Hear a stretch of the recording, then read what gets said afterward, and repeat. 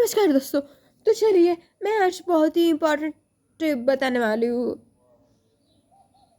अभी जब संगीत के दो प्रकार प्रचलित हैं, मैं संगीत की दो पद्धतियाँ प्रचलित है। संगीत शब्द, संगीत की रुचि जिसको होगी, जिसके मन में संगीत के प्रति रुचि होगी और जिसका आत्मा पवित्र होगा, जिसका मन पवित्र होगा, उसके मन में संगीत के प्रति रुचि अपने आप निर्माण होगी। क्योंकि संगीत जो है वो पवित्र आत्मा को ही अच्छा लगता है। शुद्ध संगीत, शास्त्रीय संगीत की मैं बात कर रही हूँ। तो चलिए, इसका मतलब ये नहीं कि संगीत के जो अदर फॉर्म्स है, जैसे कि हिंदुस्तानी शास्त्रीय संगीत अगर हम ले, और अगर जैसे कि म्यूज़िक के अदर फॉर्म्स भी है, जैसे कि इसमें जैज, पॉप, रॉक वगैरह वगैरह, तो वो भी अच्छे ही है। क्योंकि जो संगीत से प्यार करने वाला होता है, जो म्यूज़िक का डिवोट करने वाला होता है, वो सिर्फ किसी एक फॉर्म को ही अच्छा नहीं बोलता, तो उसके लिए सभी फॉर्म अच्छे होते हैं। हाँ, हम मान सकते हैं कि उस एक फॉर्म से बहुत ज़्यादा प्यार कर सकता है, क्योंकि हर किसी की अपनी एक ज़्यादा पसंद होती है। लेकिन हम सबसे पहले समझना चाहिए कि संगीत कहाँ किसे जाता है। क्योंकि मैं एक बात बताना चाहती हूँ आपको कि आजकल रैप वगैरह इसको संगीत बोला जाता है, तो लेकिन हमारे यहाँ पे नहीं कह सकते।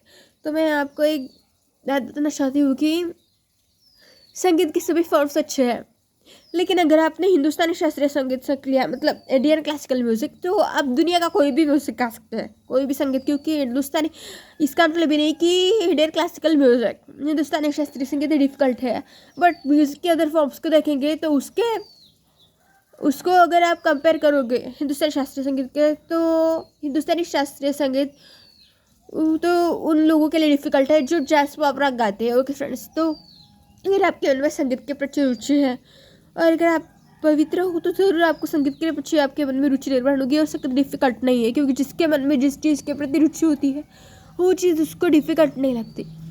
और वैसे तो अगर आपके मन में रुचि है तो आपको संगीत भी डिफ़िकल्ट नहीं लगेगा, तो इसके लिए आपके मन में रुचि होनी चाहिए। देखिए, मैं आपको बताना चाहती हूँ कि संगीत की दो पद्धतियाँ प्रचलित है। संगीत का आविष्कार कैसे हुआ, देखिए, इसके लिए हम कुछ एक निश्चित कालखंड नहीं बता सकते कि तब, क्योंकि ये तो वैदिक काल से चला आ रहा है, युगों से चला आ रहा है, या ब्रह्मांड के शुरुआत से ही चला आ रहा है, जब से ब्रह्मांड की उत्पत्ति हुई, जब से वेदों की उत्पत्ति हुई। अब सामवेद में संगीत का पूरा उल्लेख है, शुरू से लेकर अंत तक संगीत का उल्लेख है। तो देखिए, संगीत जो है वो अनादिकाल से चला आ रहा है। और जब ये जो ब्रह्मांड है, अगर हम इस ब्रह्मांड के बारे में, ईश्वर के बारे में, परम ब्रह्म के बारे में बोलेंगे, मोक्ष के बारे में बोलेंगे, तो ये बहुत बड़ी चर्चा है। इसके बारे में मैं आपको बाद में बताऊंगी। देखिए, क्योंकि ये जो है अनंत है, और जब आपको अनुभूति होती है कि ये अनंत ब्रह्मांड हम में और हम इस ब्रह्मांड में, तो आपके मन में संगीत के प्रति रुचि निर्माण होगी, संगीत के प्रति रुचि निर्माण होगी, क्योंकि आप इनफाइनाइट हो।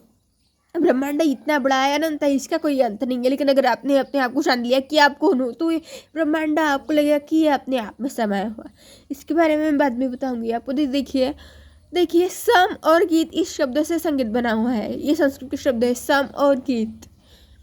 हमारे भारत में संगीत कुछ हुए। देखिए, मैं आपको एक बात बताना चाहती हूँ कि हमारे भारत में बहुत बड़े बड़े महान शास्त्रीय संगीतकार हुए हैं, गायक हुए हैं।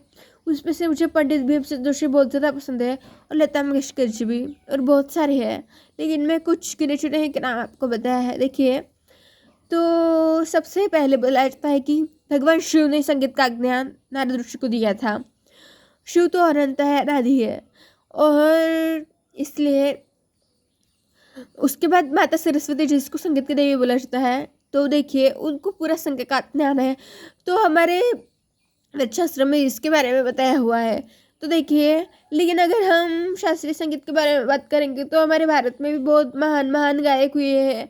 भरत जी ने भी संगीत के बारे में बहुत कुछ ज्ञान दिया है, उन्होंने ग्रंथ की रचना भी की है। इसके बारे में मैं आपको बात बताऊंगी। सबसे पहले हम मेरे टॉपिक पे आते हैं, सम और गीत। गीत मतलब गायन। तो इस संगीत, इस शब्द से संगीत शब्द की उत्पत्ति हुई है। अब मैं आपको एक बात बताना चाहती हूँ कि संगीत जो है, तो इसके दो पद्धतियाँ भारत में प्रचलित है।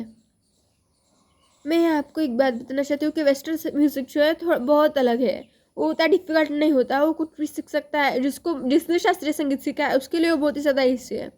मैं आपको एक बात बताना चाहती हूँ कि सबसे पहले ये जो है एक भारतीय हिंदुस्तानी शास्त्रीय संगीत प्रचलित है और एक दक्षिण भारतीय शास्त्रीय संगीत प्रचलित है। दक्षिण मतलब कर्नाटक की शास्त्रीय संगीत भी हम उससे बोल सकते हैं। दक्षिण शास्त्रीय संगीत वहाँ पे उसमें केरल, आंध्र प्रदेश, तमिलनाडु ऐसे राज्य आते हैं, वहाँ पे ये पद्धति प्रचलित है। और हिंदुस्तानी शास्त्रीय संगीत पूरे भारत में प्रचलित है। हिंदुस्तानी शास्त्रीय संगीत और दक्षिण कर्नाटक के शास्त्रीय संगीत, इसमें बहुत ज़्यादा समानताएं भी है और विविधताएं भी है। जैसे कि दोनों ही शास्त्रीय संगीत एक राग में भविश्रुतियों का मानती है, लेकिन कहीं कहीं 66 को भी मानती है, मतलब मत थोड़े अलग अलग है। राग मानती है, स्वर मानती है, श्रुतियाँ और ठाट से राग की उत्पत्ति होती है। इन सिद्धांतों को बहुत सारी समानता इस सिद्धांतों को मानती है। तो देखिए, हम सबसे पहले हिंदुस्तानी शास्त्रीय संगीत की प्रैक्टिस करने वाले हैं। मैं आपको बात बताना चाहती हूँ कि संगीत के बारे में तो मैंने बताया है कि जिसके मन में रुचि उत्पन्न होगी। अगर संगीत का इतिहास, संगीत का वर्णन करना है तो इसके लिए आपको बहुत बड़ा इसका विस्तार हो जाएगा, तो इसके बारे में मैं आपको बाद में बताऊंगी।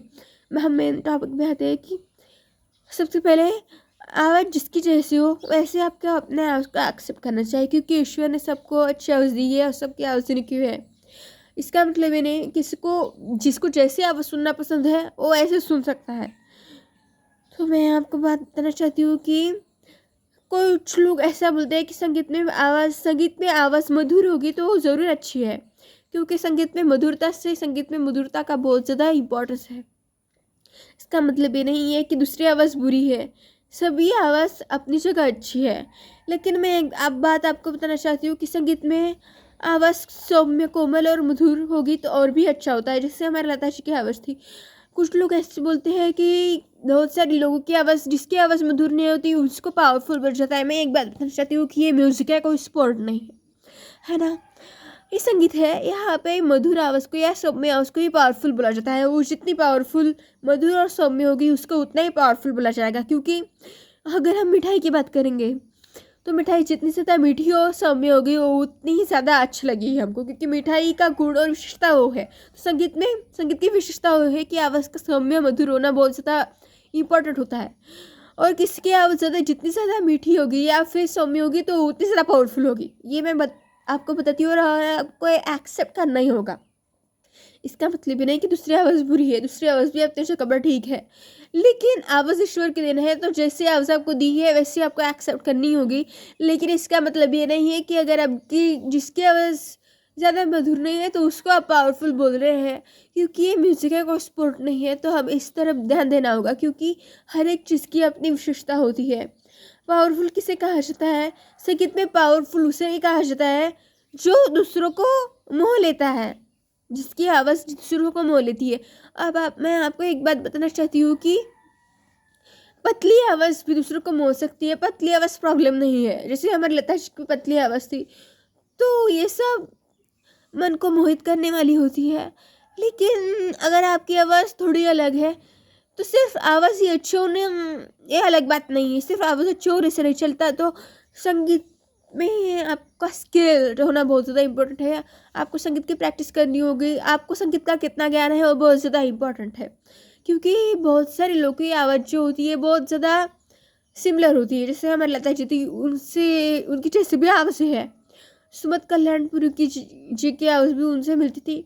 ऐसी बहुत सारी एक जैसी आवाज़ थी, लेकिन वो लोग बड़े बनते हैं सिर्फ उनकी आवाज़ से ही नहीं, आवाज़ तो है ही इम्पोर्टेंट, लेकिन उनके गायन शैली से, उनके संगीत में मतलब रुचि होने से वो संगीत को अब तक सब कुछ मानते हैं। और इतना ही नहीं है तो संगीत के बारे में उनका ज्ञान होने से वो आगे बढ़ते हैं। तो आपको इन सब चीज़ों की तरफ भी ध्यान देना होगा। मैं एक बात आपको बताना चाहती हूँ कि अगर आपको अपना आवाज़ खोलना है तो उसके लिए सबसे पहले आपको बोलते हैं अपने हमारे जो संगीत के गुरु हैं उन्होंने बताया था कि ओम का प्रैक्टिस कीजिए।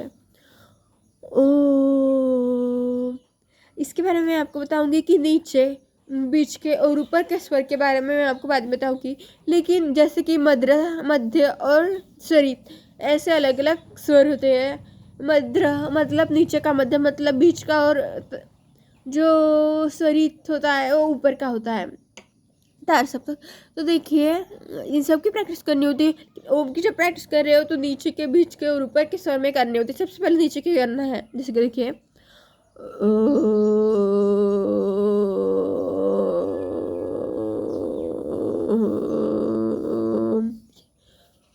जब आप पहले पहले प्रैक्टिस करोगे तो आपको थोड़ा डिफ़िकल्ट लगेगा या फिर आपकी आवाज़ बैठने लगेगी, आपके गले में थोड़ी थकान महसूस होगी, लेकिन बाद में आपको आदत पड़ जाएगी।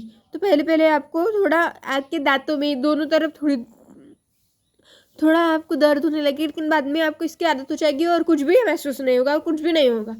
पहले पहले तो आपको डिफ़िकल्ट लगेगा, जैसे आप साइकिल चलाते हैं तो पहले पहले आप गिरने लगते हैं, पहले पहले डिफ़िकल्ट लगता है, लेकिन बाद में आपको इसकी आदत हो जाती है, कुछ भी होता नहीं। तो देखिए, मैं आपको बताना चाहती हूँ कि ओम की प्रैक्टिस इसलिए करनी होती है क्योंकि इसके आवाज़ आपका खुलता है, और इतना ही नहीं तो ओम ही पूरे ब्रह्मांड का कंपन और चेतना है, जिसमें पूरा ब्रह्मांड समाया हुआ है और ओम आप में ही है। ओम ही सब कुछ होता है, संपूर्ण ब्रह्मांड है। तो इसका आप जब उच्चारण करोगे तो आपकी आवाज़ खुलने लगेगी, ईश्वर के प्रति प्रेम बढ़ेगा। इतना ही नहीं, सकल पर उच्चारण होगी, वो अलग बात है। देखिए, ओम से आवाज़ खुलने लगता है, लेकिन बहुत से लोग ऐसे होता है कि उनको ओम से उनका आवाज़ भारी होने लगता है, तो इसलिए आप सा की भी प्रैक्टिस करते हो, जैसे सारे में पद निशा सात स्वर। देखिए, मैं बताती हूँ आपको, सा के पे प्रैक्टिस करने लगते हैं, इससे भी आवाज़ अच्छी होने लगेगी।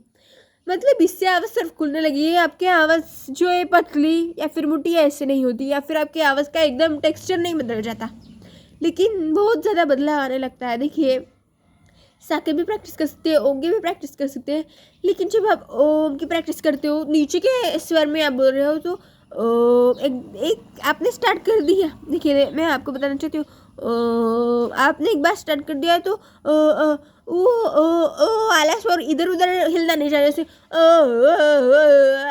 ऐसा नहीं, एक ही स्वर में और एक ही लाइन में आपको उसकी प्रैक्टिस करनी है। इससे आपको एक ही स्वर में प्रैक्टिस करोगे तो बाद में आपको एक ही स्वर में गाने की आदत हो जाएगी। देखिए, मैं बताती हूँ,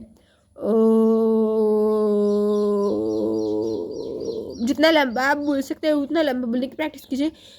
और आपको सबसे पहले सांस लेने है, देखिए एक बड़ी सांस लेनी है और बाद में गाना शुरू करना है, ताकि आपको ऐसा महसूस ना हो और धड़कन महसूस ना हो। देखिए, और अब स्टार्ट करना है,